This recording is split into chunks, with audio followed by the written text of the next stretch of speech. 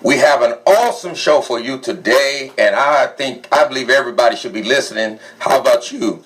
So right now, I want those that are Facebook streaming, to tag somebody, forward it, share it with someone, let them know we're live streaming right now on What's Happening Now on KBLKradio.com, and we have a good one for you today. And so those that are listening by way of radio, text somebody, call somebody, email somebody, tweet somebody, or whatever way you communicate with your friends and your network. Get the word out right now that What's Happening Now on KBLKradio.com with your host Bishop Bowser is on the air, and we're live, and we're about to make it happen up in here. And so today I have as my guest, which is going to be stepping in a few minutes, the Reverend Shane Harris with the San Diego chapter and of the National Action Network. He's the president. And we also have Mr. Kevin Henderson, amen, leader. He's the president and CEO of Leaders of Change. Yes, sir. Yes, sir. Been involved in the community for a long time now, And so we're going to be talking about today, discussing the organized systems of oppression within civil rights, human rights, and social justice organizations. Now, if you want to call in, you can call in and join the conversation at 619-919-4745. Again, if you want to call in and join us in this conversation, please call in at 619-919-4745. All right, I'm going to give you a minute because I know you're a few seconds. I know you want to try to get that pen and piece of paper and write down this number because we do want you in on the conversation. So feel free to call in and give your comments or ask your question. But again, that number is 619-919-4745. So let me, before we get into the discussion here, talking about this oppression within civil rights and human rights and social justice organizations, I wanted to give you a quote today that comes from an article written by George C. Clark, a senior, and it's titled "The Sin of Silence." It's titled "The Sin of Silence."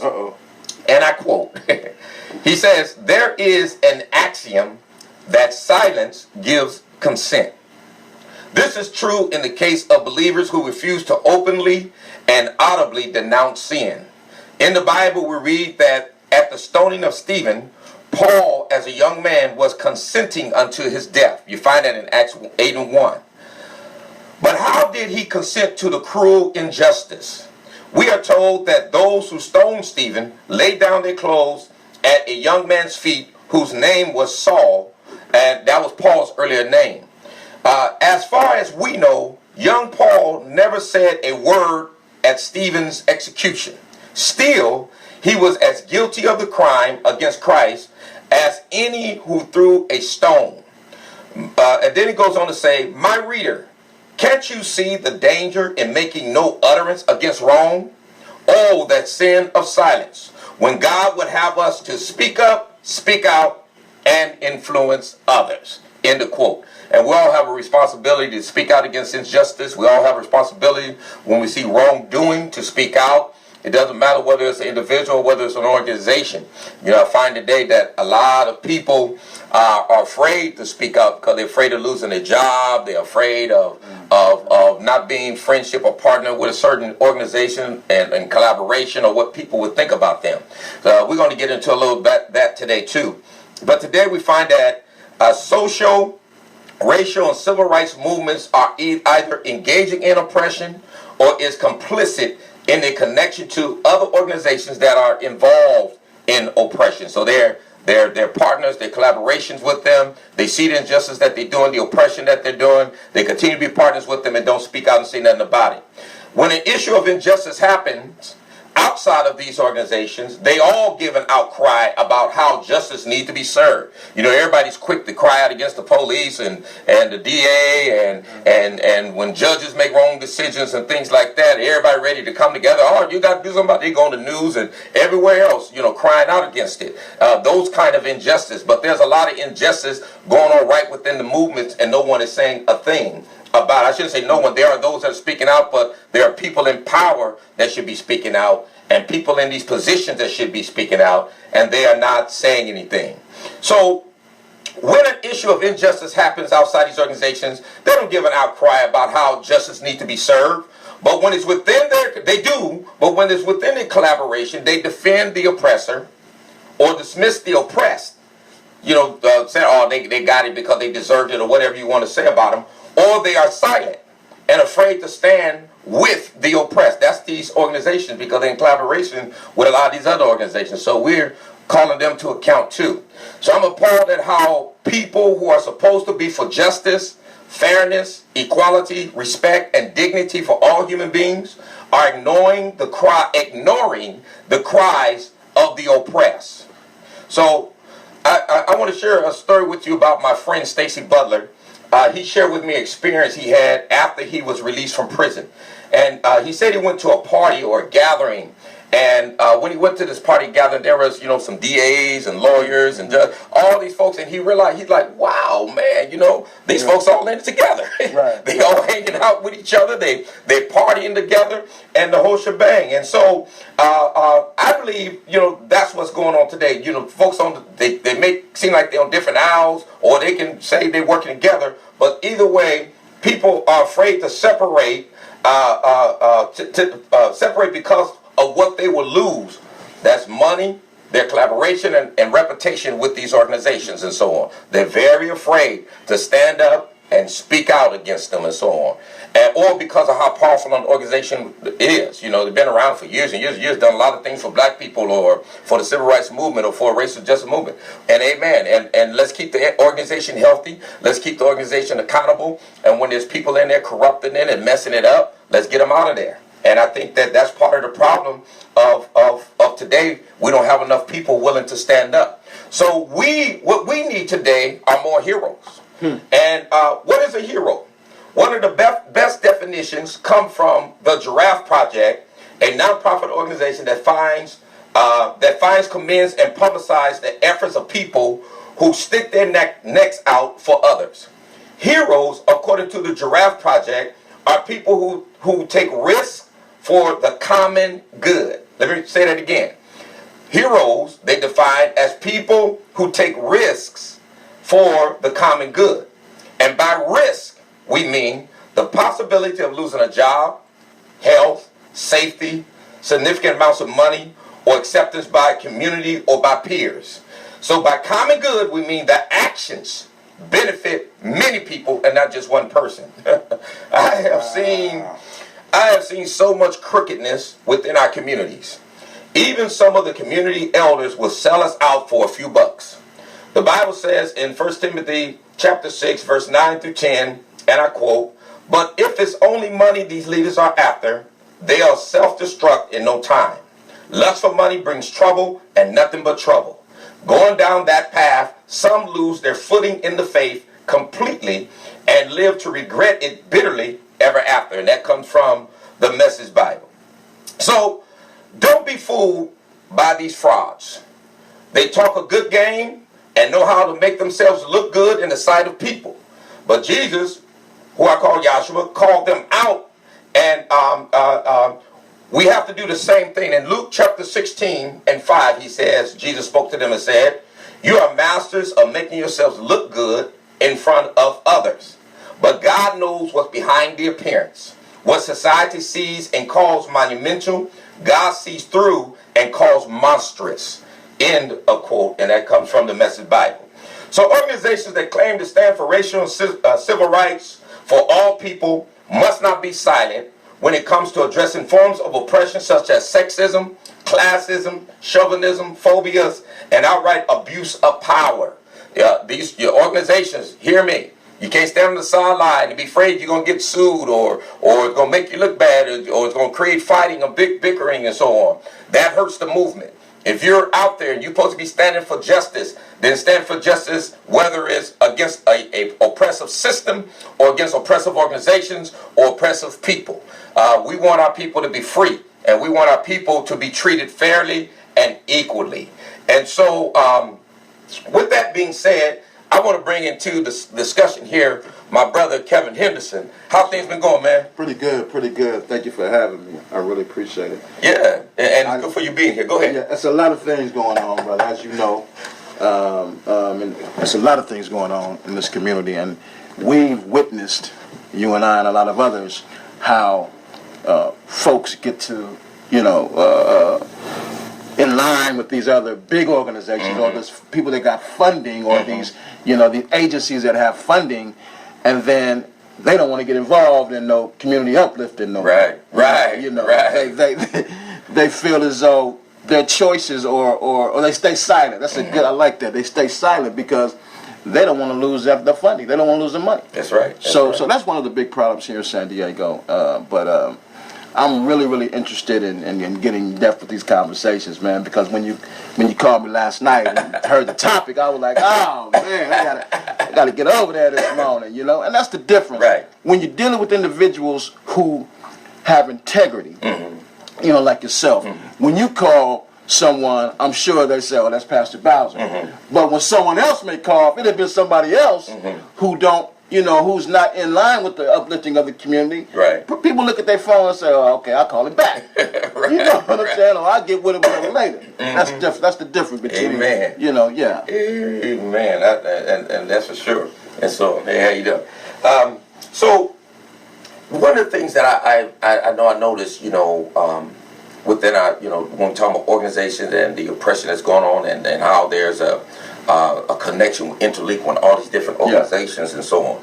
And, the thing that I see is that people, know what's happening and know what's going on in these organizations. They see other injustice, they see other things happening, and it just seems like they don't say anything. How do we hold them accountable? Because these are some powerful organizations, man, and it's going to take some heroes. It's going to take some people who are really courageous to get up and stand up and speak up against them, man. Because we're not just dealing with police or law enforcement or the criminal justice system or racism and structural racism in the various structures and systems that we have, but we have it going on right in our own communities, and whether it's among our elders, there are injustices that they see, and sometimes they don't even speak up and say things. I think that's one of my, as one of my pet peeves as elders or folks who have been, speaking for the community or supposed to speak for the community. They have become passive. Right. In my opinion. Right. I think that it's either because they don't want to get involved, they are afraid to say something. The problem is that a lot of these agencies who are from the past are living on history.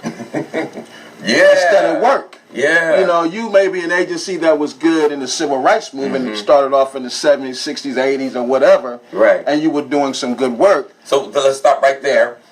We're going to take a break, and we'll be back in a couple of minutes, take a commercial break. So stay with us, those that are on KBOKradio.com, and we'll be right back after these brief commercials. We're talking about dealing with these oppressed systems within our racial and civil rights, racial justice, civil rights organizations and things. And where those that are on radio, and during our break, we were talking about, holding folks accountable, but, we would rather try to deal with these issues behind closed doors and not hang our dirty laundry out in the open before everyone, because it makes all of us look bad in a sense, in the eyes of people that are on the outside.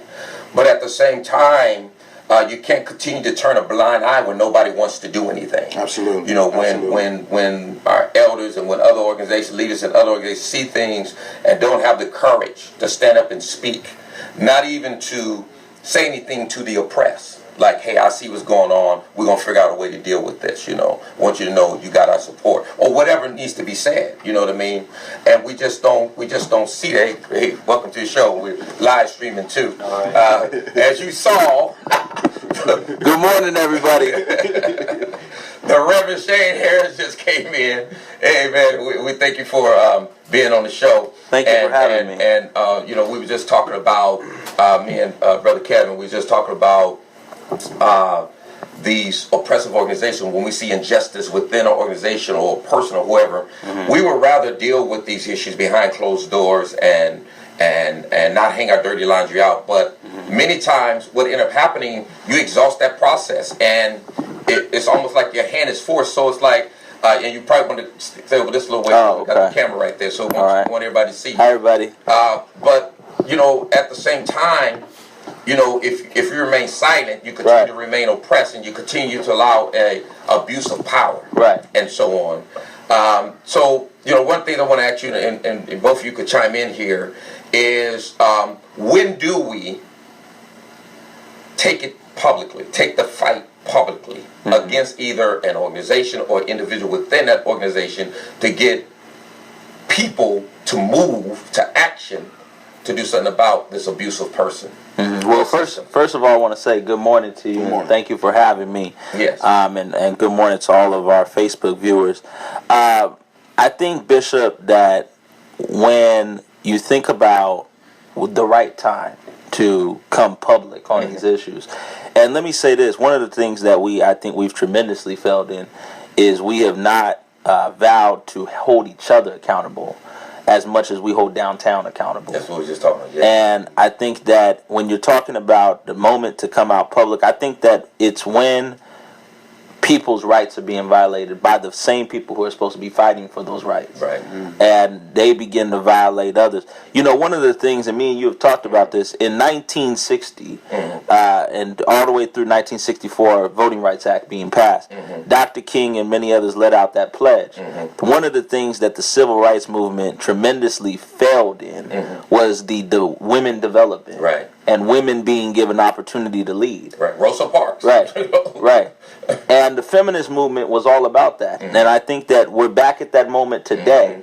You have a narcissistic, angry, and really bashful to women president-elect, but you have little Trumps around the country who believe that women should not have the opportunity to lead. And let me say this, a lot of this roots from the church. Yeah. The church has played a tremendous role because of what pastors say are biblical, that women cannot lead, women can't do this, women can't do that, women can't wear pants, women can't, and we get all that. But I think that some of that also has been a part of why we are here today. And I think that any time an organization that is supposed to be fighting for the civil rights of blacks and browns and people in the community begin to discriminate, I think that is the moment when we need to come public. And I think that especially when bylaws and things like that are being broken, the community needs to hold.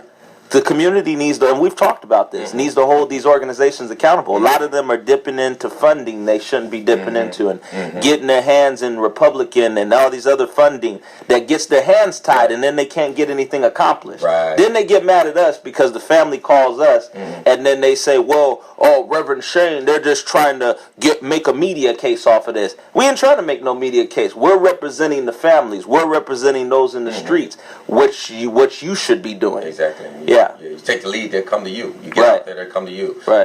It's interesting that Reverend Shane mentioned, agencies who are dipping into the funding, because this is a small community. Kind of everybody know what everybody doing. Yeah, that's you know what I'm saying. Everybody, the word gets out pretty quick. Right. That's right. You know, I know right now. Folks don't know I know. You know that these agencies are dipping into the funding. Yeah. But you sit back and just do nothing. And who suffers? Who suffers? Absolutely. We suffer. The community suffers. The children suffers. So we really have to do a better job in identifying those folks. Amen. We just can't sit back and let this happen. That's right.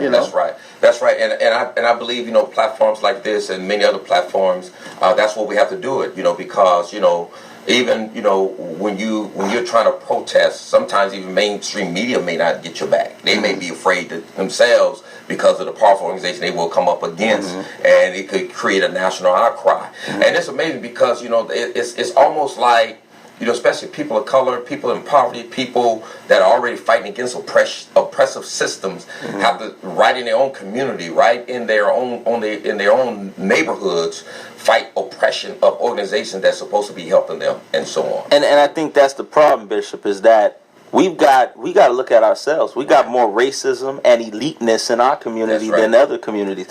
Why is it that whites can embrace me, but black elites look at me and look down on me and look down their nose at me? It's because they don't understand that, and then they get mad at us who begin to walk into these other movements and we begin to have a voice in other areas because it's the same thing with black media, and we've talked about this.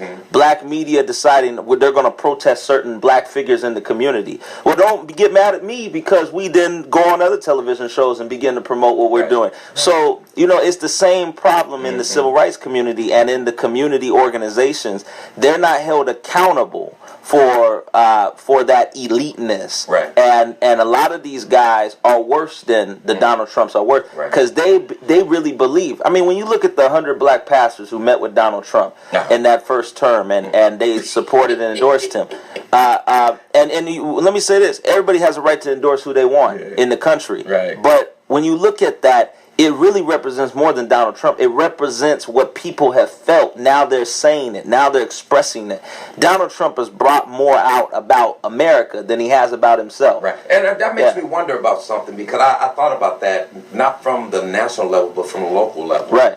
Is, because one of the things, he said a lot of offensive things, and he put the term, I'm not politically correct. And you're starting to find the same thing within our communities where people are now starting to say offensive things and just, and I know you can't control what people do, but when folks are part of these organizations that's supposed to be representing civil rights, and that, like you talked about, that includes women's rights. Yep. So you're part of an organization that's fighting for civil rights, but then you're attacking people who you're supposed to be protecting, like women. Right. And so I have silencing a problem with that. them. And silencing them. I have a problem with that. I have a problem with that. Let me address a couple of things and for the Reverend Shane, because he touched on something. I think that when you're dealing with a community, and take you for instance, brother, because when you first came here to San Diego,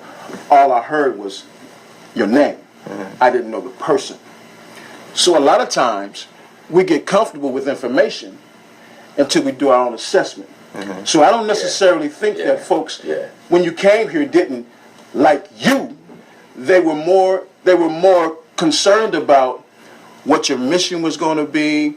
And folks would say, well, how you going to come over here? We ain't from here. And he already been here. And he already been here. Right. He ain't from here. Born and raised here. Yeah. I'm like, what do you mean he ain't been here? Have you met the brother? What do you do? So we have to do a better assessment of individuals, man. Yeah. And I don't think the community didn't like you. It was just that this community here is so involved. They're like, well, who you think is coming over here? We've been doing this for 20 years. Yeah. And he come and talk. Yeah, exactly. So you see that it's not you as a person. Right. And the other thing is this: since the beginning of time, since I was a young man, which was long time ago. Watch it now. Cover the same area. But don't give nobody no hits.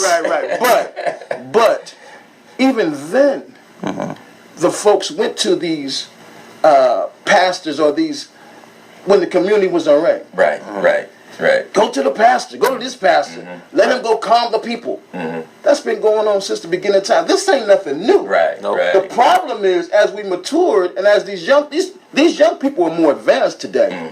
Back then we may not even be paying attention to it because we're so caught up in the church. Yeah. But today these young people want justice now. Yeah. So if you're selling out like that, and that's just what it is, and you're not being supportive of the community, then what do you stand for? Right. Especially when your church or your ego is sitting on top of the mountain. Right. You know what I'm saying? Don't be surprised of the response from the community if that's what you're doing. Right. But here's the bigger problem on that issue too, is that when Alfred Alongo happened, and we all remember, and the family called us in, we stood with them from the very beginning. I got very concerned about the NAACP president locally going and standing with the police chief, because I had asked him if he wanted to meet with the family, with us, and come with us. And at that time, he didn't want to do that. He wanted to meet with the chief. I think that part of why we decide, let's just leave it alone. I don't want to interrupt. You said that he didn't want to. He was sent here for help. But he didn't want to meet with the family. He would rather meet with the police. Right.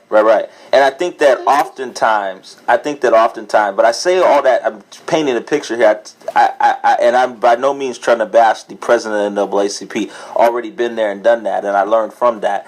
I think that what it is, Bishop, that we often get concerned about losing the progress of justice when we start calling out the sidelines. Yeah. And I think that those antics in the community often can distract the purpose of justice when you're calling them out, and we need to be still focusing on the justice aspect. And I'll never forget that, because I called him out in a press conference. It was the day the video was released. He went out there and stood behind the chief, and I came out at 5 o'clock, and I went breaking news too. And I said I can go breaking news too on my own expense. I didn't need the chief to go breaking news.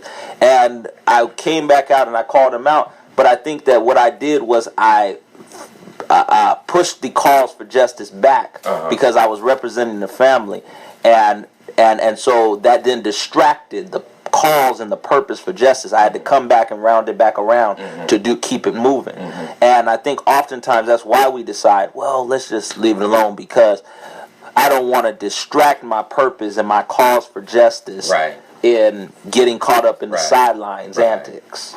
You know, and that's I think that's the complexity of dealing with this organized system of oppression, is that, you know, when we talk about reforming the criminal justice system, you know, we say reform is the wrong word. It should be transformed, because you got to set up a whole new system. Right. And I think sometimes we're trying to build on a faulty foundation with many of these organizations. It needs to be torn down, you know, and I would not rather hang my dirty laundry outside for everybody to see. Right. You know, I remember when Mandela came to America, and they asked him a question about, he was at arrival with another black organization in Africa, and he told him he's not going to come in a foreign country and hang his dirty laundry out before everybody. So he didn't want to get into a discussion about that, and so which was a smart and wise thing to do, and so on.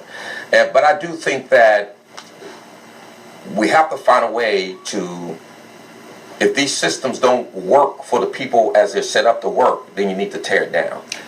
You know, and sometimes sometimes you might have to do that in the sense of just because you might have a good structure, just get rid of one of these leaders. But the problem we have is that you have organizations and people and even community folks that will support an oppressor and an abusive person. You know, and because you have to educate these folks so that they can know what's going on. But if you start educating them, now y'all fighting out in public. Right. So it's a complex situation, but I think it needs to be done. And how do we do that? And you know, I've had trouble with that. I'm asking the same question, Bishop. I mean, you know, one of the things I've done in the black community is hold black leaders accountable. Yeah. And I've learned from that. Sometimes that distracted the calls for justice, and sometimes it progressed the call for justice. It's been one of my greatest challenges, and I still to this day we've talked on the phone, and you know, how do I deal with this guy? You know, he's supporting the mayor. I don't even like the mayor, and you know, but you just have to figure it out, and it's a very difficult thing. And I've just decided if I can't do it at all, then I'll just spend time calling out the people that they like. If you got a black guy and me and him disagree on the mayor, you know, so be it. I'll just call the mayor out. I got the power to do it. I think that now I've looked at where else can I spew my energy so that I can maybe not be criticized for calling black leaders out. But it's a very challenging thing. Let's talk about the NAACP, because this is an agency that has been around since when? 60s, you know, 60s, 70s, or maybe before that. The NAACP goes back to the early 1900s. Yeah. That's what I'm talking about. So at that time, their mission statement was for the people. Now, let's look at it today. The NAACP is an agency that, in my opinion, is living on history. Their agenda doesn't coincide with the community's needs. Right. To me, that's just my opinion. When you come here, this brother said, this man came here under a dire need, this family, you know, this injustice, and you want to speak to the police department before. I understand speaking to the police department. I'm not crazy. Right. I think that needs to take place. But you want to speak to them before you speak to the family? Right. That says something. Yeah. That suggests something to me that you're not really, you know, your agenda is bigger than the community's needs. Right. And and that's the thing, and that's why I wonder, and it takes it to the next step of what I want to talk about here, is that, so like when, you know, since we're naming an organization, you mentioned NAACP, Then you have Urban League over here. The three major civil rights organizations. Yeah. And what other one do you see as major? National Action Network, NAACP. Yeah, you know I'm gonna say that. Yeah. And I want to talk about that in a minute. Yeah, but, National Action Network, NAACP, and Urban League are the three major national civil rights organizations in most cities around the country that are founded in black principles. Gotcha. Then there's the ACLU. It is a civil rights organization, but it's not founded in the black principles of our oppression. I got you. Is this Right. more? Yeah, I got you. It's Right. civil rights for everybody. Right. So you look at those four organizations, including NAN and so on. You know, when I do, Right. there's things that I can see all of them. You know, when there's police shootings around the world, they go to Urban League, they go to NAACP, get statements from the. They'll come to you, and Right. they go to LCLU, ACLU. When there's a national crisis, or even locally, you know, when Alfred Longo, you know, I saw Urban League in the paper. I saw National NAACP in the paper. Of course, ACLU was working with them, Right. and in the paper and so on. But now, like, you know, one of the things I posted on Facebook is my friend Tasha and what she's going through and dealing with Ray King. The only person that has come forward in one of these organizations as of today is NAN and the president, Reverend Shane Harris. And that's why you're on the show today, that spoke out and said something, you know what I mean, about that. I haven't heard a peep. Maybe they're saying stuff, but I haven't heard a peep of these other organizations in regards to Urban League and holding them accountable. I haven't heard a peep from our so-called elders. You know, there's, you know, I guess we be considered elders, but those we look up to. Right. And so, what are they saying? What are they doing? And some of these folks, some of the things I'm hearing, are lining up with this oppression, and with this issues of sexism and so on. We have a caller line. Who do we have on the line here? Layla Aziz. Oh, hold on just a minute so we can hear you. Okay, go ahead. I just want to say that I agree with everyone there about holding our major civil rights organizations Tell us who you are. accountable.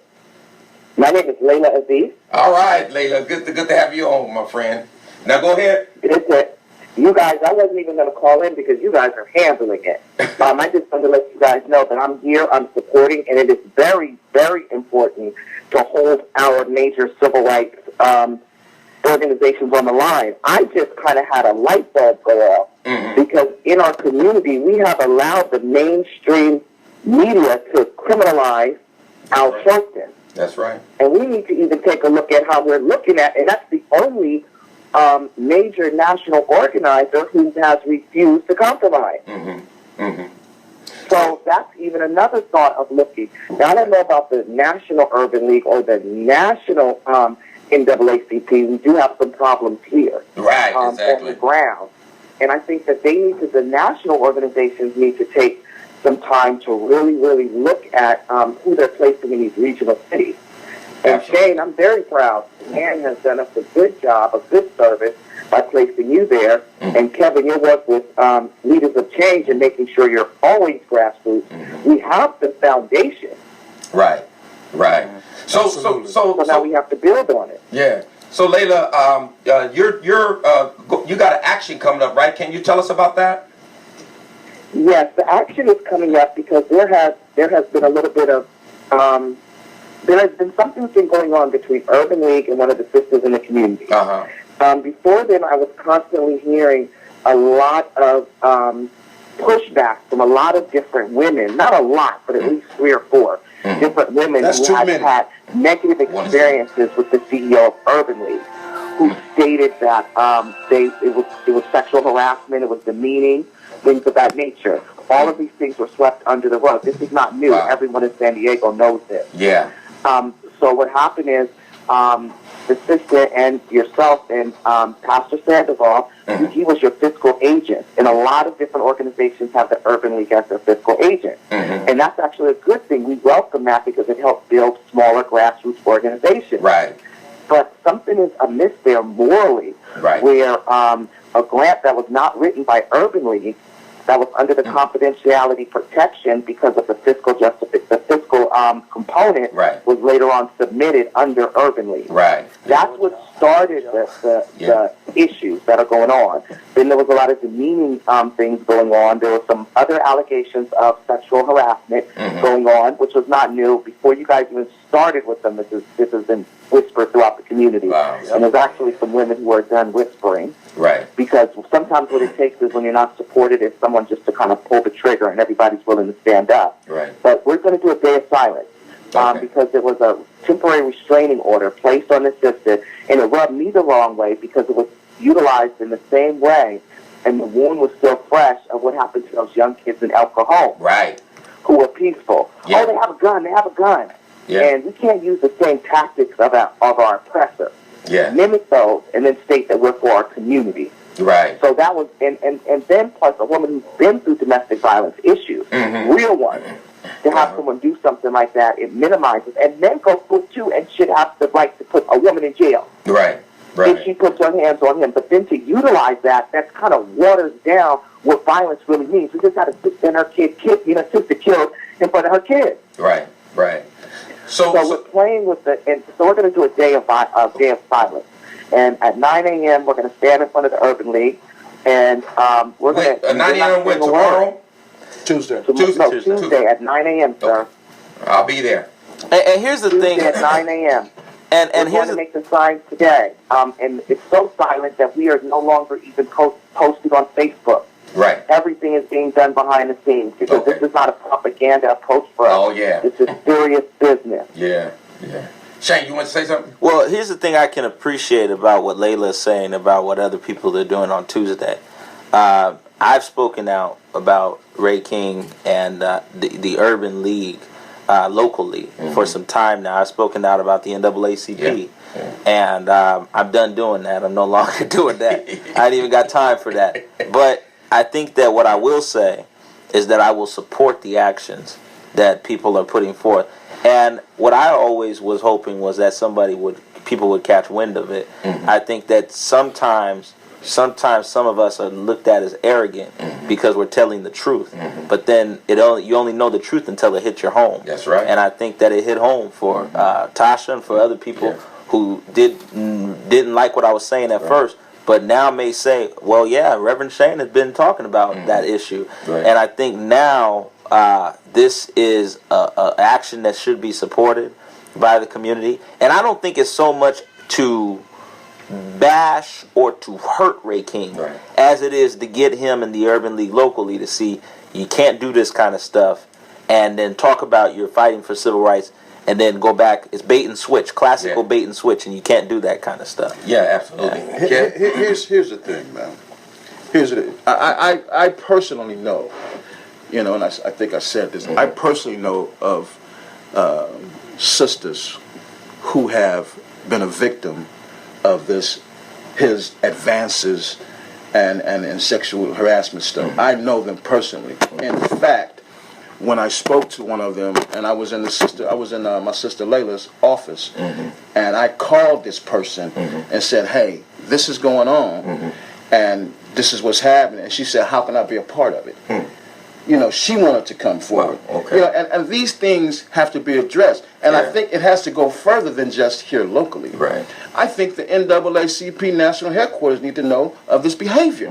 Urban League. The Urban League. Excuse me.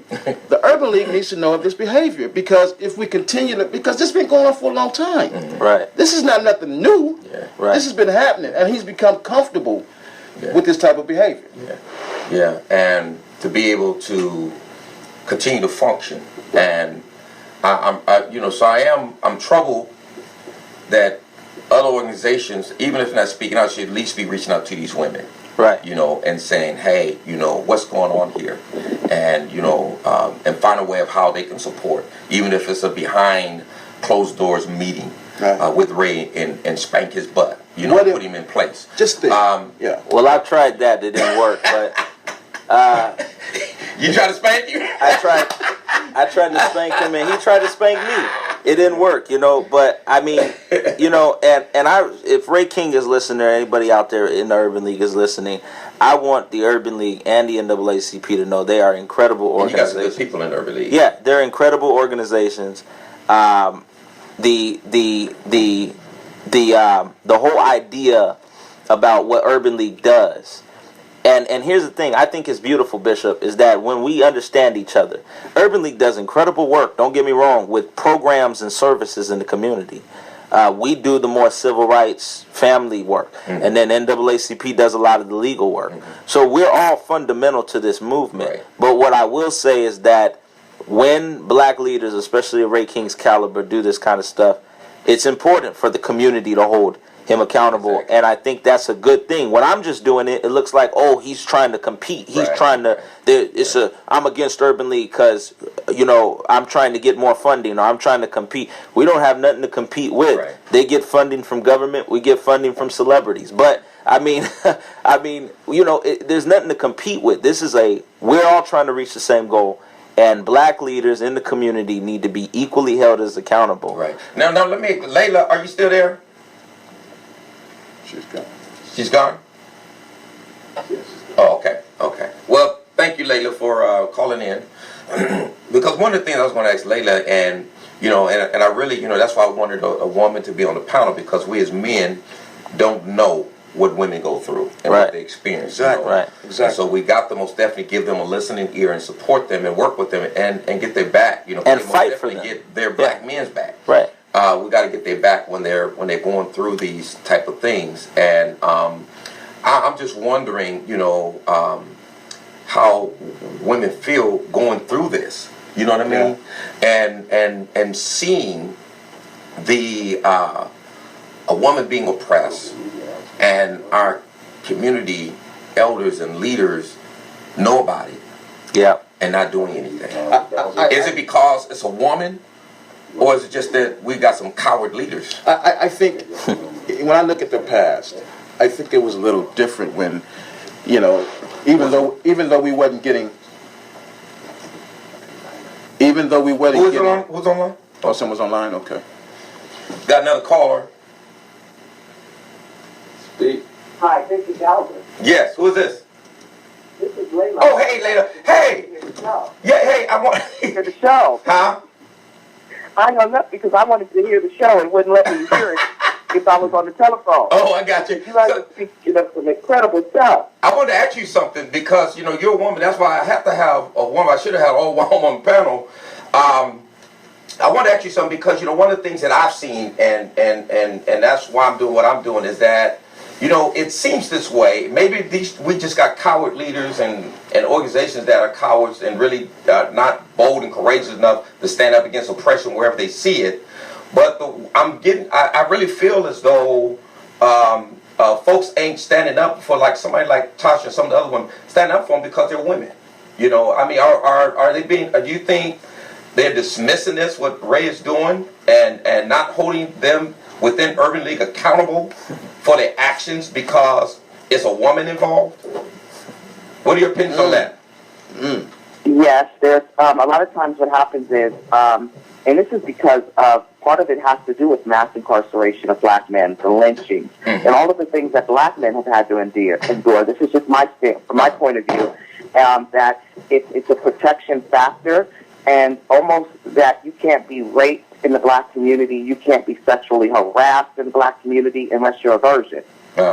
And that is, that thought comes from the fact that so many black men have been falsely accused. So there's always that balance, and that's why a lot of people tentatively get involved. Right. But this with Ray King is not an isolated incident. Right. This is an incident that has been done by numerous women.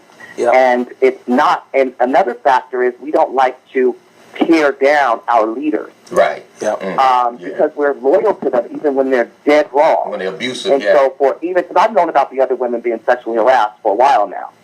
And the that's reason still why from we the didn't church. start promoting that is because we didn't want to destroy him if he had a problem. We tried to deal with everything behind closed doors. Uh-huh. It's not about destroying a black man. That's the last thing we want to do. Right. And so but when the temporary restraining order came out, Right. and it was the destruction of a black woman, Right. that's equally unacceptable. That's right. That's right. And I think that's the problem that we're having. Ray King could have sat down with the pastors he was working with and Tasha Williamson, and they could have had that conversation. But because she was standing in the forefront for whatever reason, and I'm not going to say it's misogynist behavior, I don't know what the reason was. That's how it appears, but I don't know, that she was not treated in a humane level, and it's almost to make it seem like, oh, she's crazy. She took it to the street. Yeah. And she took it to a First Amendment right. Exactly. And she began to protest Right. anywhere he was at any time that she could be there because she felt so damaged. We tried to step in again to get the... Yeah. And, you know, one of the things that I do want to say, because, you know, it's rough. It's rough on... Sorry, I had a malfunction to step up, but no one did. I'm sorry. Go ahead. We kind of missed something you said. I thought you had stopped talking. We tried to, behind the scenes, I tried to talk to the leaders in the community. I attempted to speak with people that were close to Ray. This is before that restraining order even came out. Right. To mediate the situation and handle it, because it was traumatizing all of us in the community because we're all connected to one of them. Right. Right. Well, they're not going to hold And him. I go to Tasha's, to the National Conflict Resolution Center, and I see homeless people walk in there, and they're treated like human beings. And they walk in there because she's in a very devastated area. Like Shane said, Ray King has programs. Urban League, not Ray King. Urban League has programs. It's important that if we're pushing, and we are not pushing for Ray King to still be the CEO. We're pushing for another CEO. He has demonstrated he can't do it. Right. He doesn't have the social skills nor the morals to do that at this time, in my opinion. Right. But we are pushing that a representative from our community. I would want a black male to take the lead of the Urban League. We're not going to take from something and replace it with something else. As black people, we don't do that. Well, you're getting... So, You're getting me real excited because, you know, I feel like I can go to... I don't even need to go to church. I done been to church. But you're getting me real excited because if y'all advocate for a new leader, and we need new leaders in the NAACP and new leaders in the Urban League, it'll be better for National Action Network. You got to understand, we've reached out to Urban League time after time again. Me and King have talked, and King said he would work with us. He said, we're going to do events together. We haven't done anything. And we've reached out to sponsor events together, to put each other on each other's flyer. You know how powerful that would be to see people to see the Urban League and National Action Network together on the flyer. It goes back to the funding you were talking about. Yeah. You know, and he's got, and the pastors, you mentioned the pastors later, they're not going to say much because you got to understand, the Urban League, Ray King, is helping them corner funding. You got to understand that Ray King is in with downtown interests. He's not in with the progressiveness of the community and the issues in the community. And he doesn't know how to bait and switch downtown. He bait and switches women, but he doesn't know how to bait and switch downtown. People got to have principles. You know, I'm tell you, I was involved in some of the work there. I mean, of course, with Cass and with Tasha, but also with some of this work we was doing in the past. I walked away from that. Walked away from money and walked away from that because I didn't want to deal with Ray. And so, you know, folks got to have principles. I got principles. Money is the root. There's lines that I ain't going to cross. And when it comes to confronting, dealing with certain issues, I'm going to try to stand on the right side. Wow, I'm being told we have 2 minutes left. And Are you serious? we just getting Time started, flies, man. time flies. So, depending on what happened this week, we might be back next week. Yeah, man. Bring it back next week. Bring it back, man. And for Any all, closing words? yeah, well, for all the listeners out there, I'm running for the 79th District Delegate. And I want you to join me on this venture. I'm running because I feel it's very important that we shift the Democratic Party. And I'm running to become a part of that change. And we've got to become delegates because delegates vote on candidates. And candidates getting the endorsement of the party. And I'm running because I want to change and shift the platform. So please contact me. You can contact me at 619-431-3186.